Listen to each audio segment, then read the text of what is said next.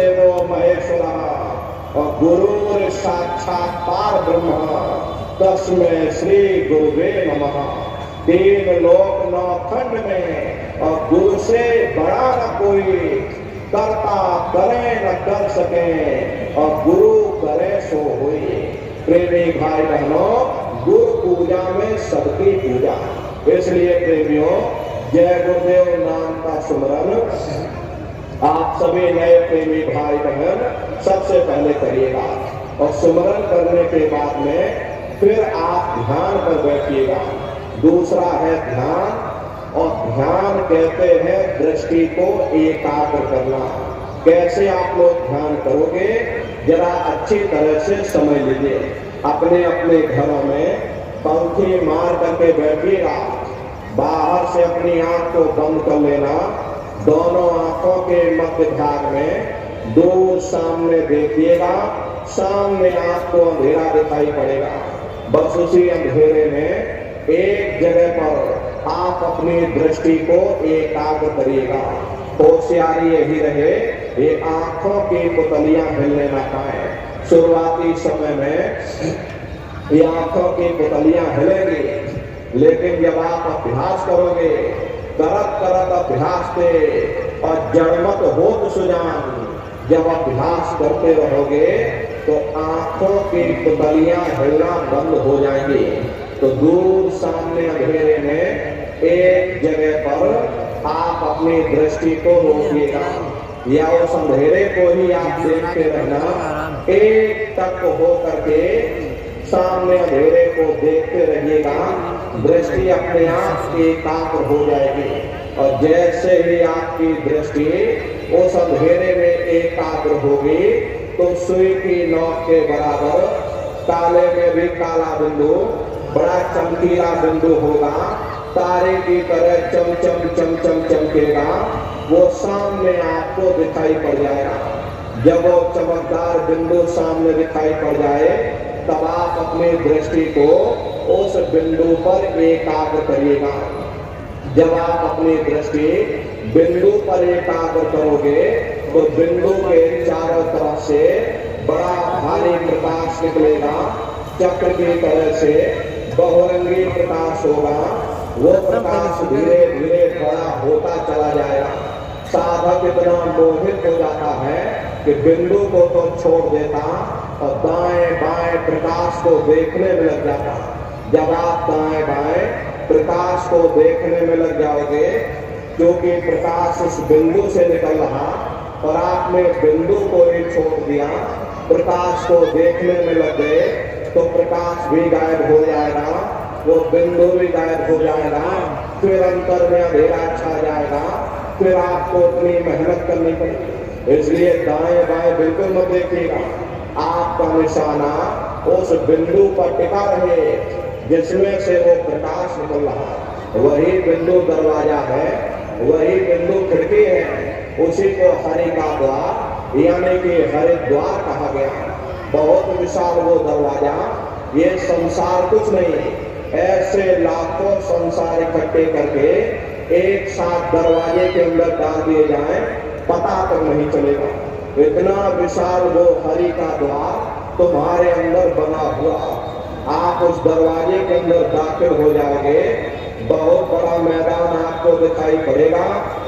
उसी मैदान में जाकर के खड़े हो जाओगे तो सबसे पहले आपको अपने गुरु के स्वरूप का दर्शन होगा। वो आपकी उंगली को पकड़ करके आगे का सफर तय करेंगे। लेकिन प्रेमी भाई बहनों, गुरु के स्वरूप का दर्शन जब होगा जब आप जय गुरुदेव नाम का सुमरन करोगे। यदि आपने सुमरन न किया तो जब आप उनको याद ही नहीं करोगे तो भला वो आपको दर्शन कर देंगे, और जब आपको दर्शन नहीं होगा तो आप आगे का सफर तय नहीं कर सकते। इसीलिए जय गुरुदेव नाम का सुमरन सबसे पहले आपको कराया जाता है। जब आप सुमरन कर लोगे, फिर जब आप ध्यान पर बैठोगे और जब दरवाजे के अंदर दाखिल हो जाओगे तो सबसे पहले उन्हीं के स्वरूप का दर्शन होगा। वो आपकी उंगली को पकड़ करके आगे का सफर तय करेंगे। तो यह है ध्यान करने का तरीका। एक बार फिर से आप लोग समझिए कैसे आपको ध्यान करना है। अपने अपने घरों में पलथी मार करके बैठ जाइएगा, आंखों को धीरे से बंद कर लेना, इन आंखों पर जोर मत देना। बहुत से लोग क्या करते हैं कि अपनी आंखों पर जोर लगाते हैं ताकि जल्दी से दृष्टि एकाग्र हो जाए। यदि आप अपनी बाहरी आंखों पर जोर लगाओगे तो आंखों की पुतलियों में दर्द होगा, फिर आप अपनी बाहरी आंखों को खोल दोगे। इन बाहरी आंखों का यहाँ पर कोई मतलब नहीं है।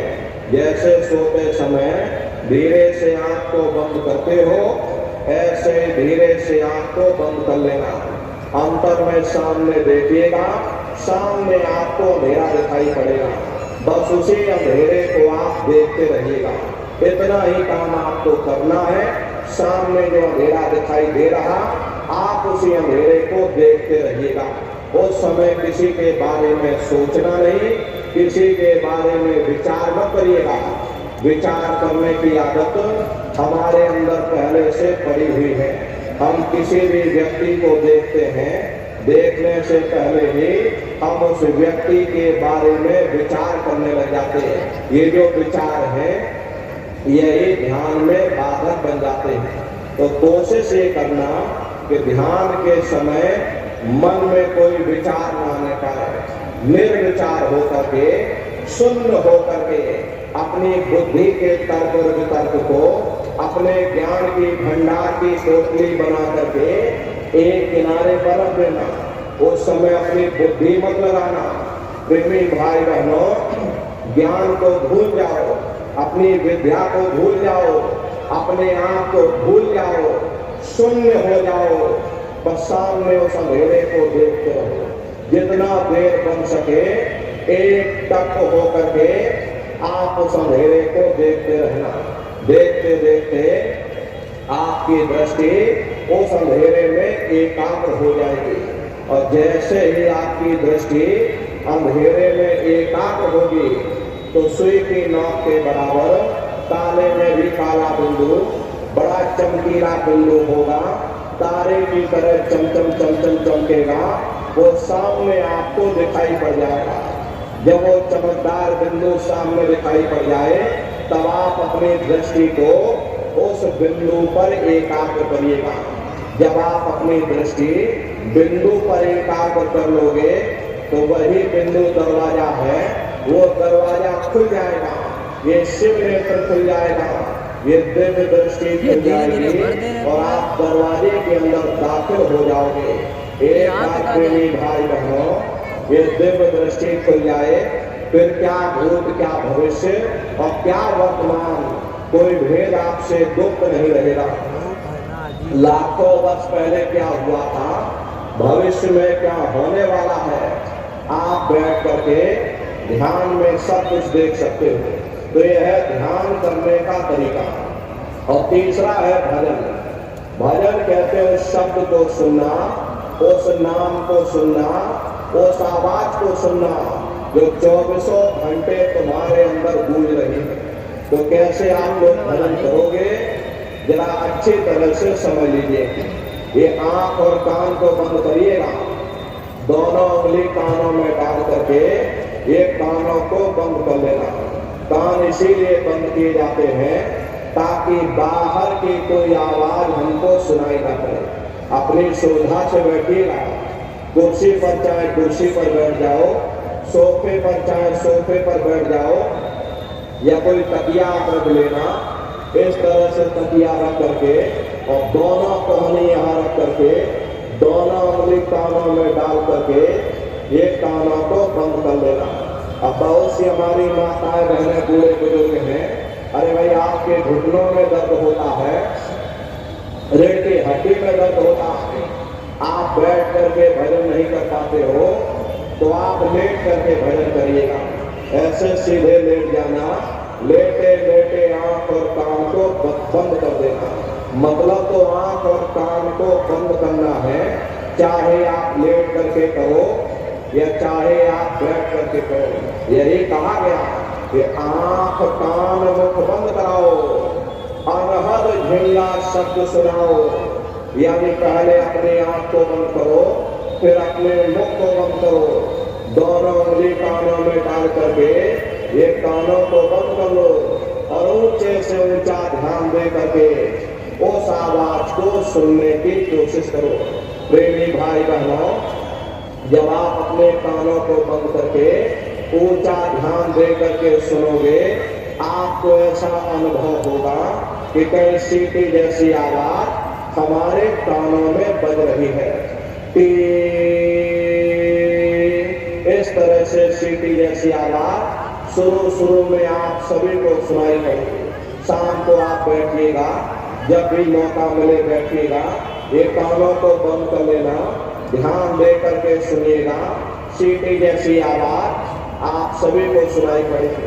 डरना कुछ नहीं है, लेटे हो चाहे बैठे हो, बस आप उस आवाज को सुनते रहना और सुनते सुनते उसी में लीन हो जाओ। जब आप उसमें लीन हो जाओगे तो कुछ समय बाद में दोबारा आपको अनुभव होगा कि कहीं बड़ी दूर से एक महीन आवाज, घंटे और शंख की आवाज हमारे कानों में बज रही।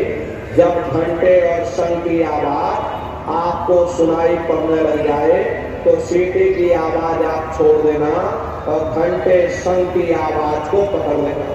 जैसे मंदिरों में घंटियां बजती हैं, टन टन टन। प्रेमी भाई बहनों, बाहर तो आपने नकल किया। महात्माओं ने कहा था भाई शरीर तुम्हारा सच्चा हरि मंदिर है। इसी हरि मंदिर के अंदर 24 घंटे वो घंटे और घड़ियाल बज रहे हैं। उसी घंटे शंख की आवाज को महात्माओं ने शब्द कहा। अरे आपकी धर्म पुस्तकों में लिखा है कि पोथी पढ़ जग मुआ, पंडित भया न कोई, और 2.5 अक्षर प्रेम का पढ़े सो पंडित हुए। दुनिया वाले कहते हैं कि 2.5 अक्षर का मतलब प्रेम है। प्रेम नहीं है, प्रेम में तो मात्रा लगी हुई। यहाँ पर जिस 2.5 अक्षर का वर्णन उन महात्माओं ने किया वो है शब्द सा, आदा, बा और बा। उसी शब्द को महात्माओं ने नाम कहा। कलयुग केवल नाम यधारा और सुमेर सुमेर नर उतर ही पारा। कलयुग में केवल नाम का आधार है, वो नाम तुम्हारे अंदर 24 घंटे गूंज रहा है। उसी घंटे शंख की आवाज को महात्माओं ने शब्द या नाम कहा। उसी को मुसलमान फकीरों ने कलमा कहा। उसी को ईसा मसीह साहब ने वर्ण या लागस कहकर याद किया। उसी को गुरु नानक साहब ने अनहद वाणी कहकर के याद किया। चीन में जो महात्मा हुए उन्होंने इसको ताओ कहकर याद किया और हिंदू महात्माओं ने इसे देववाणी, आकाशवाणी कहकर के याद किया। उन अलग अलग महात्माओं ने अपनी अपनी भाषा में हम लोगों को समझाने की कोशिश की कि भाई वो घंटे शंख की आवाज तुम्हारे सबके अंदर गूंज रही, वो आपको सुनाई पड़ेगी। लेकिन शुरुआती समय में आपको ऐसा मालूम पड़ेगा कि कहीं बड़ी दूर पर घंटियां बज रही, टन टन टन, लेकिन सुनाई हर एक को पड़ेगी। प्रेमी भाई बहनों, जब घंटे और शंख की आवाज आपको सुनाई पड़ने लग जाए तब आप सीटी की आवाज को छोड़ देना और घंटे शंख की आवाज को पकड़ लेना। जब आप उस आवाज को पकड़ लोगे तो वो आवाज धीरे धीरे बढ़ना शुरू होगी और बढ़ते बढ़ते इस कदर बढ़ेगी कि आपके रोम रोम में घंटे और शंख की आवाज गूंजने लग जाएगी। बड़ी घनघोर आवाज होती है, बड़ी मधुर आवाज होती है। ये जो दुनिया के संगीत आप सुनते हो, उस रूहानी संगीत के सामने ये दुनिया के संगीत कुछ नहीं। आधा घंटा मिलाने जाता। रूहानी संगीत को सुनोगे इतना भारी आनंद आपके ऊपर छा जाएगा, इतनी खुशी आपको होगी, ऐसा नशा आपके ऊपर छा जाएगा, इतना आप उस आवाज में खो जाओगे कि आप सारी दुनिया को भूल जाओगे। प्रेमी भाई बहनों, शंकर भगवान को वही नशा चढ़ा। शंकर भगवान कोई नशा नहीं करते थे, ये गांजा भांग नहीं पीते थे। प्रेमी भाई बहनों, शंकर भगवान को नाम का नशा चढ़ा। आपको भी वो नाम का नशा चढ़ेगा जब आप घंटे और शंख की आवाज को सुनोगे, क्योंकि उस आवाज नहीं आ रही में ना वो शब्द कमेंट आया है हमारे में, वो तब हम आपको ध्यान अपनी दें। ओर खींचेगा। इस सब रिकॉर्ड बेकार हो गया है, तो जीवात्मा का फैला हुआ चालू नहीं है यार। दरवाजों से सिमट करके यही 10वें दरवाजे पर इकट्ठा क्या कहे होगा। कमेंट में? अब ये 9 आवाज नहीं आ रही कौन थी। से हैं? देखो प्रेमी भाई, इतना अच्छा माइक अच्छी तरह से समझिएगा, पूजा का। ये बहुत बड़ा विज्ञान है। दुनिया का विज्ञान जब समाप्त हो जाएगा तो ये विज्ञान प्रारंभ होगा। तो 9 दरवाजे कौन कौन से हैं? 2 आंख, 2 कान, 2 नाक के सुराख, 1 मुंह और 2 मलमूत्र का रास्ता, ये शरीर के 9 दरवाजे हैं। सबसे पहला दरवाजा बुधा चक्र आता है। बुधा चक्र में गणेश जी वास करते हैं। गणेश जी वहाँ के मालिक हैं। दिल में नहीं लग रहा। 4 दल का कवल है। यहाँ पर पृथ्वी तत्व पाया जाता है। उसके ऊपर इंद्रिय चक्र आता है। इंद्रिय चक्र में ब्रह्मा जी वास करते हैं। ये 6 दल का कवल है।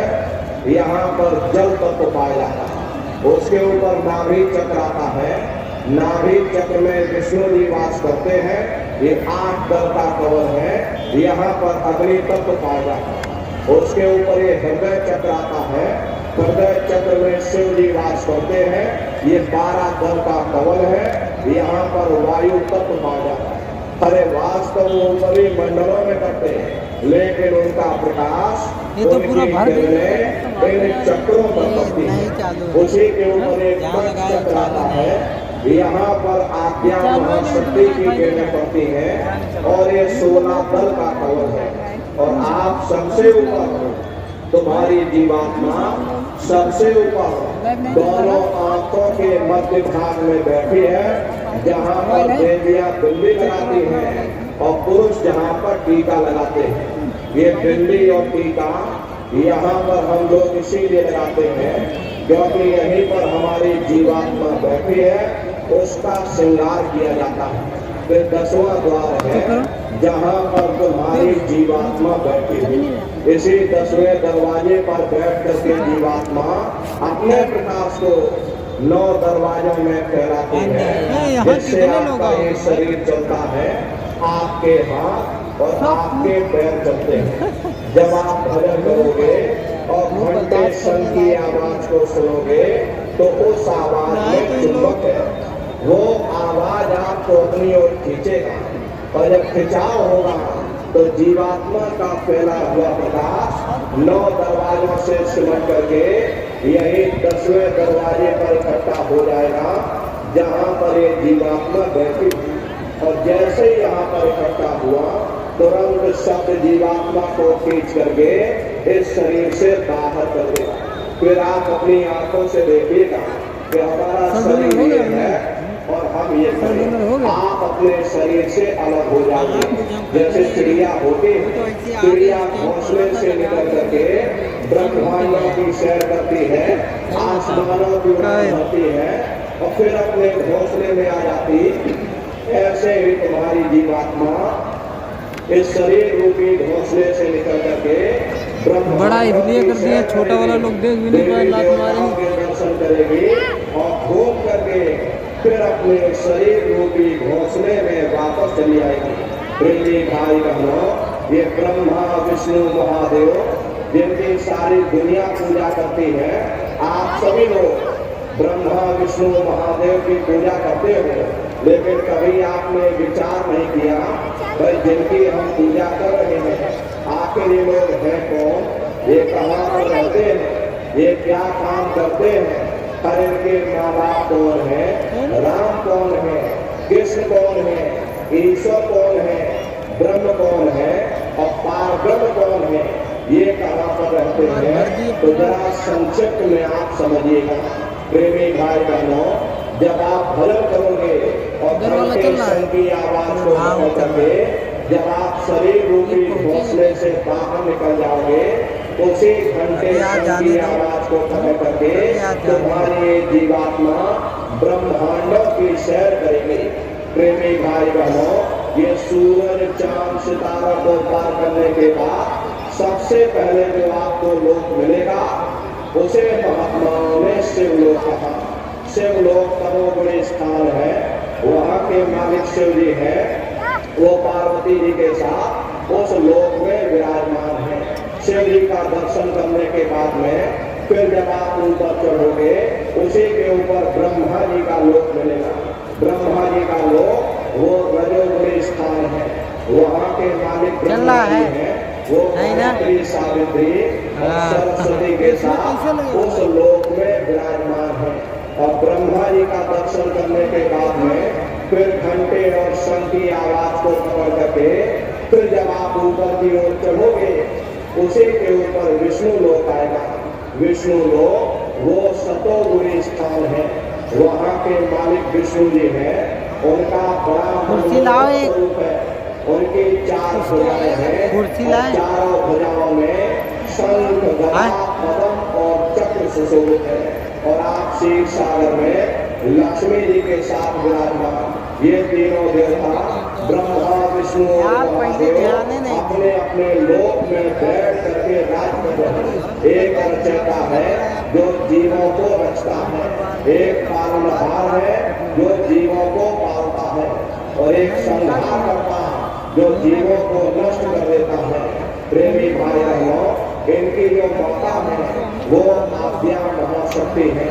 ब्रह्मा विष्णु महादेव लोक के ऊपर वो आद्या महाशक्ति का लोक आता है, और उसी लोक को पार करने के बाद में सबसे पहला देश पड़ता है, या यूं कह लीजिए कि पहली राजधानी पड़ती है, जिसे महात्माओं ने सहस्र दल कवल कहा, वो राजधानी है।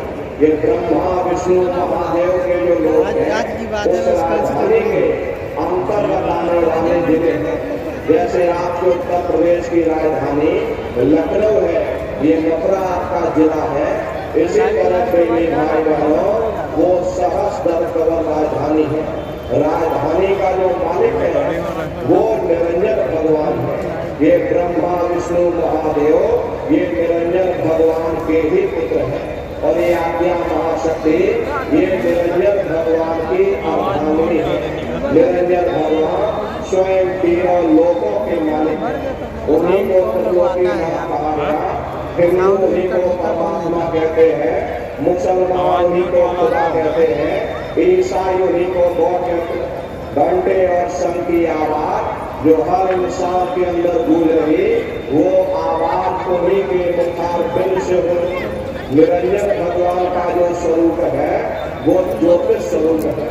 1000 बाती की अखंड ज्योति वहाँ पर बराबर जल रही। अरे हम आप मंदिरों में ज्योत जलाते हैं, ये तो हम आप उसकी नकल करते हैं। इस ज्योत में तेल की जरूरत पड़ती है, बाती की जरूरत पड़ती, लेकिन वो अखंड ज्योति ऐसी है जिसमें ना तेल की जरूरत है और ना बाती की जरूरत है। पलटू साहब ने जिक्र किया है कि उल्टा कुआ गगन में तिसमें जरे चिराग, तिसमें जरे चिराग, बिना रोगन बिन बाती, 6 ऋतु 12 मास, जब रहे दिन राती, सतगुरु मिले जो होए, ताहि की नजर में आवे, बिन सतगुरु नहीं कोई, वाह गोलक सावे। वो अखंड ज्योति ऐसी है जिससे पूरा ब्रह्मांड प्रकाशमान हो। जितनी भी अवतारी शक्तियां आई, राम आए, राम को वहीं से नीचे उतारा गया, इसीलिए उस देश को अयोध्या नगरी कहकर के याद किया। प्रेमी भाई बहनों, गोस्वामी जी महाराज जब साधना करके वहां पहुंचे, तभी उन्होंने रामचरित्र मानस में लिख दिया कि अति विचित्रता लोक अनेका, रचना अधिक एक ते एका, विचित्र विचित्र भाग के वहां पर लोग बने हुए, एक से सुंदर एक सोने के महल बने हुए, जिनकी शोभा अवर्णीय है। प्रेमी भाई बहनों, ये जो आप पेड़ देख रहे हो, ये जो वृक्ष आप देख रहे हो, ये वृक्ष कुछ नहीं, आप वहाँ के वृक्षों को देखोगे, लाखों वर्ष लग जाएंगे, एक पेड़ को पूरा नहीं देख पाओगे। इतने लंबे लंबे वृक्ष वहाँ पर लगे हैं। वहाँ की शोभा हवामी कभी साफ पहुंचे, कभी बाकी सब वहाँ लगा आदमी के पास लगाते ऊपर बिना बजाए मुश्किल बाजे, घंटा शंख लगाई रे, बहरा सुन सुन मस्त होते हैं, तब की खबर विसारी रे, बिन भूम के महल बना है, तामे ज्योति उजारी रे, अंधा देख देख सुतावे, बात बतावे सारी रे, जीता मरकर फिर जी जावे, बिन भोजन बलधारी रे, और ब्रह्मा नंद संत जन गल्ला, कोई समझे बात हमारी रे। प्रेमी भाई बहनों, ये हर किसी के समझ में नहीं आएगी, कोई बिरले ही होंगे जो इस चीज को समझ पाएंगे। तो प्रेमी भाई बहनों, जब आप भजन करोगे और घंटे संग की आवाज को पकड़ोगे तो आप सहस्त्रम कमल में पहुंचोगे, निरंजन भगवान के स्वरूप का दर्शन कर लोगे, राम भगवान का दर्शन कर लोगे, अयोध्या नगरी में आप पहुंच जाओगे। अयोध्या नगरी में राम भगवान का दर्शन करने के बाद फिर तुम्हारी जीवात्मा शब्द को पकड़ करके दूसरे मंडल की चढ़ाई करती है। उसी के ऊपर दूसरा देश आता है, जिसे महात्माओं ने ब्रह्म देश कहा। प्रेमी भाई बहनों, ब्रह्म का दर्शन करने के बाद में फिर ये जीवात्मा तीसरे मंडल के शब्द को पकड़ करके तीसरे मंडल की जब चढ़ाई करेगी, पार ब्रह्म का देश आएगा। वहां से फिर आप ऊपर जाओगे, फिर भवन गुफा आएगा, और वहां से फिर ऊपर जाओगे ताकि करे धाम सतनामा, और 3 बजे सतलोक ठिकाना। सोहम देश के ऊपर वो 5वां देश आता है, जिसे महात्माओं ने सचखंड देश कहा। वो सचखंड देश अजर अमर अविनाशी सदा एक रस रहने वाला देश। वहाँ न काल है, न कर्म है, न दुख है, न संताप है, न पुण्य है, न पाप। जो जीवात्माएं वहाँ पर पहुंच जाती हैं, हमेशा के लिए जन्म मरण के बंधनों से आजाद हो जाती है। तो प्रेमी भाई बहनों, ये भजन करने का तरीका, सुमरन, ध्यान और भजन 3 क्रियाएं आपको बताई गई है। नियम से घाट पर बैठ करके सुमरन, ध्यान, भजन करिएगा। शब्द शब्द पौड़ी पर चढ़कर पहुंचो सचखंड सतनाम। शब्द की सीढ़ी हर मंजिल पर लगा रखी। आपने भजन किया, घंटे संग की आवाज को पकड़ा, तो आप पहले मंडल पर पहुंच जाओगे। वहीं पर आपको दूसरे मंडल का शब्द सुनाई पड़ेगा, उसे आप पकड़ लोगे तो आप दूसरे मंडल पर चढ़ जाओगे। ऐसे ही शब्द दर शब्द, मंजिल दर मंजिल तुम्हारी जीवात्मा अपने घर, अपने देश यानी सचखंड में पहुंच जाएगी। तो शब्द का पकड़ में आएगा जब आप भजन करोगे। और भजन कैसे किया जाएगा, जरा अच्छी तरह से समझ लीजिए। यहाँ पर कान को बंद कर लेना, ऊंचा ध्यान दे करके सुनिएगा। शुरू में सीधी ऐसी आवाज आप सभी को सुनाई पड़ेगी, उसे आप पकड़ लेना, उसको सुनते रहना। सुनते सुनते उसी में लीन हो जाना। जब आप उसमें लीन हो जाओगे तो कुछ समय बाद में दोबारा आपको अनुभव होगा कि कई बड़ी दूर से एक महीन आवाज, घंटे और शंख की आवाज हमारे कानों में गूंज रही। जब घंटे और शंख की आवाज आपको सुनाई पड़ने लग जाए, तब आप सीटी की आवाज को छोड़ देना और घंटे शंख की आवाज को पकड़ लेना। एक बार प्रेमी भाई बहनों, आप उस आवाज को पकड़ लो, फिर वो आवाज आपको नहीं छोड़ेगी, खींच करके शरीर से बाहर कर देगी। तो रोज आना, रोज जाना, रोज ब्रह्मांडों की सैर करना, रोज देवी देवताओं के दर्शन करना, रोज राम और कृष्ण के दर्शन करना, और घूम करके फिर अपने शरीर रूपी घोंसले में वापस चले आना।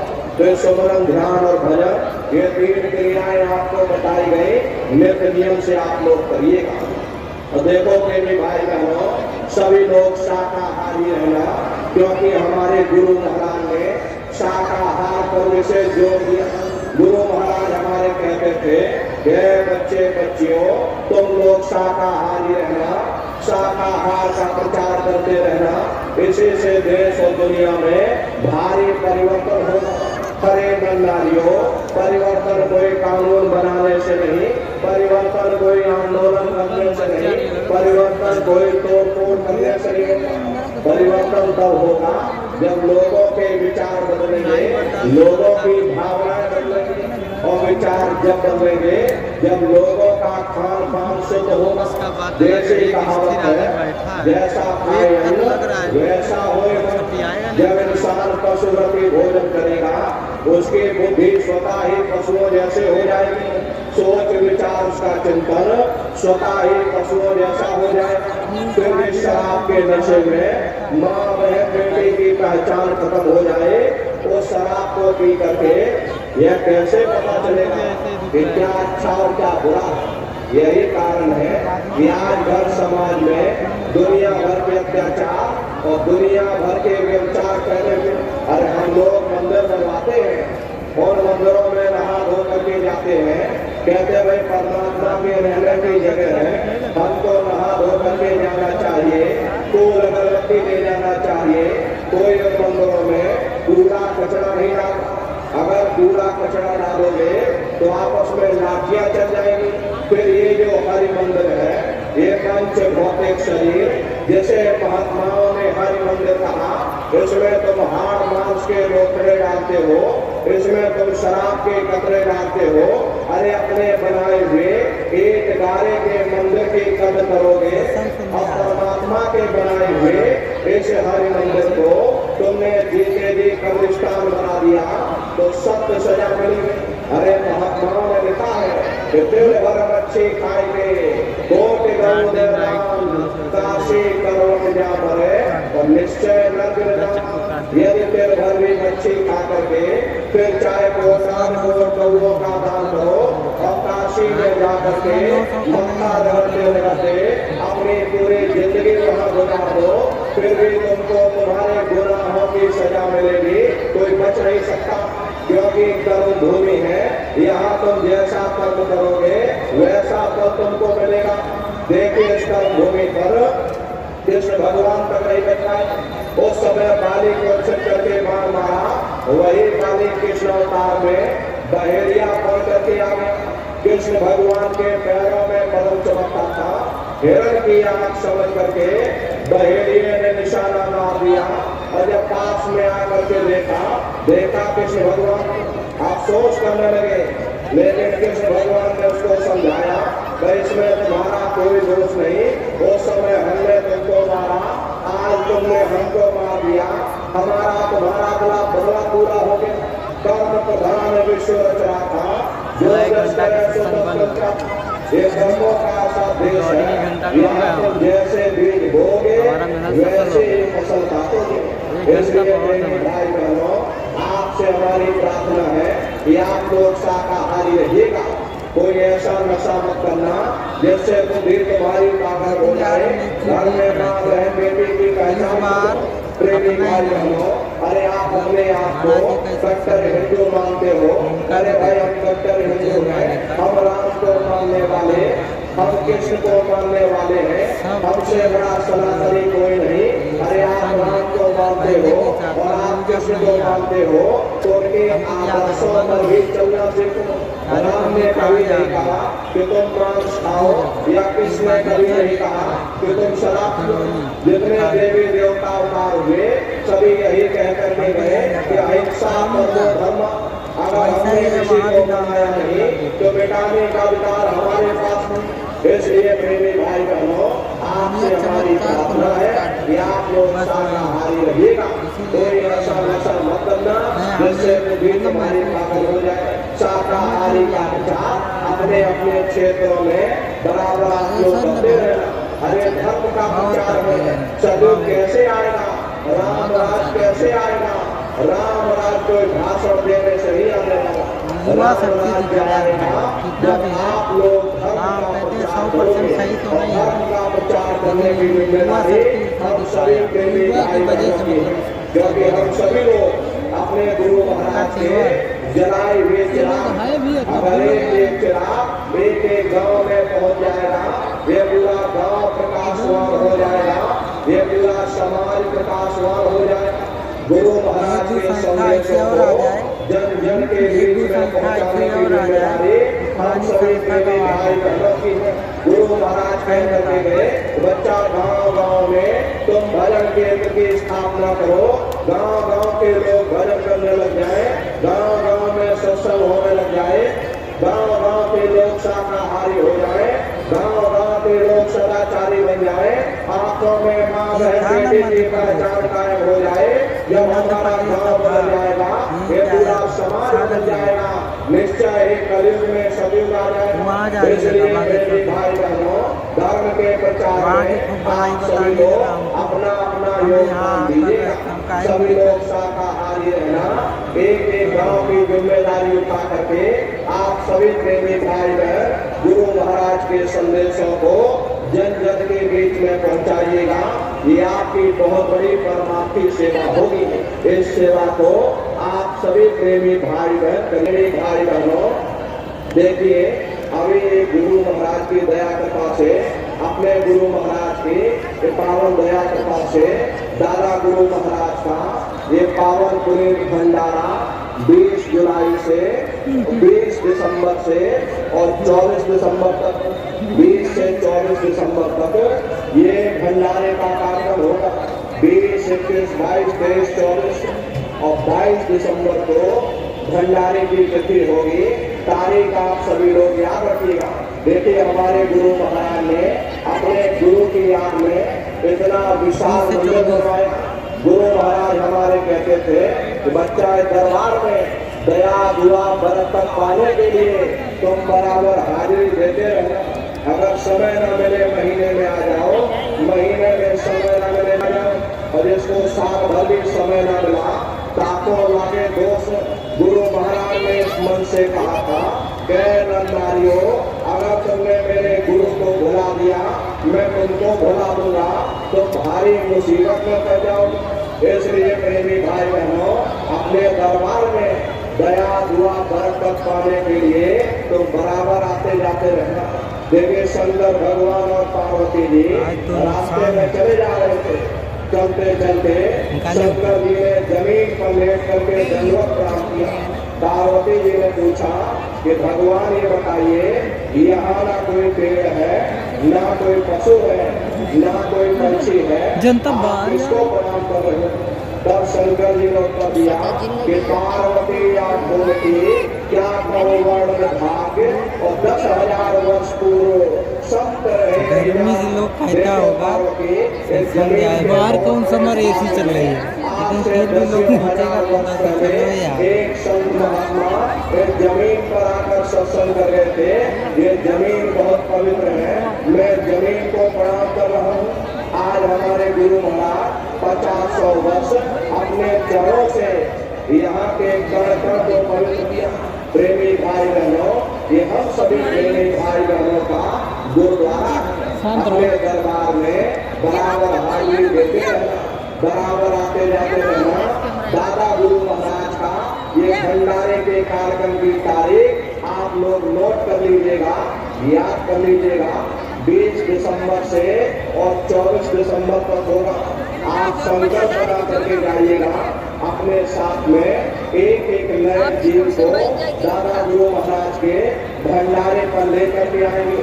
प्रेमी भाई बहनों, आप सभी लोग दादा गुरु महाराज के पावन पुनीत भंडारे के कार्यक्रम में पधारिएगा और अपने अपने बच्चों को भी साथ में लेकर के आया करिए। हम लोग सबसे बड़ी गलती यही करते हैं कि अपने बच्चों को लेकर के नहीं आते। हम लोग सोचने लगते हैं, अरे क्या करेंगे बच्चों को ले जाकर, ये बच्चे छोटे हैं, इनकी पढ़ाई लिखाई का समय है, अरे इनको घर में रहने दो, इनको पढ़ाई लिखाई करने दो, अभी इनकी पढ़ाई लिखाई की उम्र है, ये सत्संग सुनना, ये भजन पूजा पाठ करना, ये तो हम बूढ़े वाले दोनों का काम है।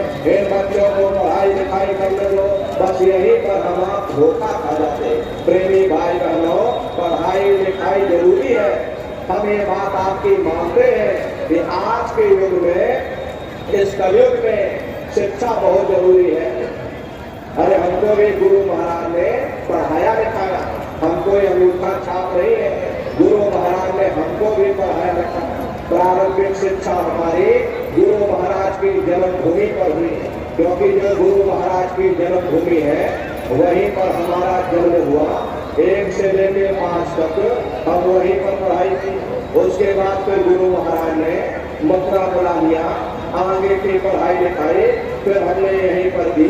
10वीं किया, 12वीं किया, BA किया, LLB किया और LLB करके वकील भी बने। तो कहने का मतलब ये है कि गुरु महाराज ने हमको भी पढ़ाया लिखाया। लेकिन प्रेमी भाई बहनों, पढ़ाई लिखाई के साथ साथ अच्छे संस्कार भी जरूरी है।